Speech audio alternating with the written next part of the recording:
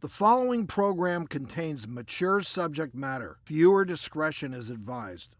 If you can't make it to the doctor's office, you can always come here to the doctors.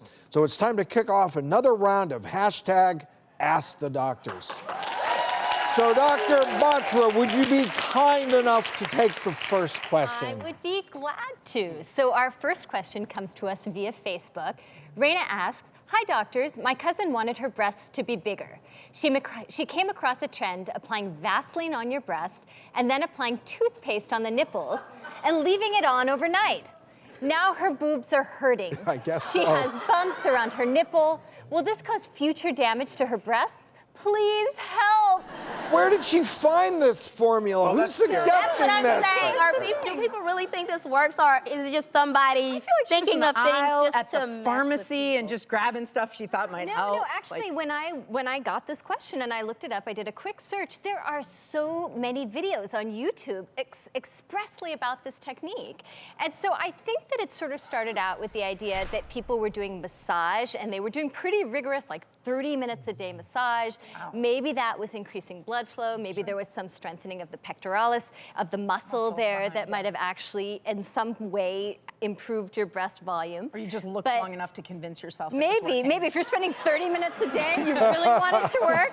But I think what's happened now is that somehow the effect of the massage and the muscle and the blood flow has been transferred to the Vaseline. And as I understood it from all these tutorials, the toothpaste is actually there just to remind you not to go after your nipples. So it's kind of an interesting thing, because I think the bumps on her nipples now are an irritant contact dermatitis, because you don't want big just going to get better. Vaseline isn't going to make your breasts grow. Come on. Right, no, Thanks for clearing that up, Dr. But I think that breasts are kind of having this struck a nerve. That obviously there's enough interest out there. 250,000 women in America had breast augmentation last year, which is up 30% since 2000. Still so a there's very- lot of demand. Yeah. Still Yeah. a very What can I do? popular procedure, especially for women who just never developed, that are A-cups and have trouble fitting clothes. Or did and breastfed. Right, and so many women have two breasts that are different size. That is an excellent indication for breast augmentation to even things out, because they really have difficulty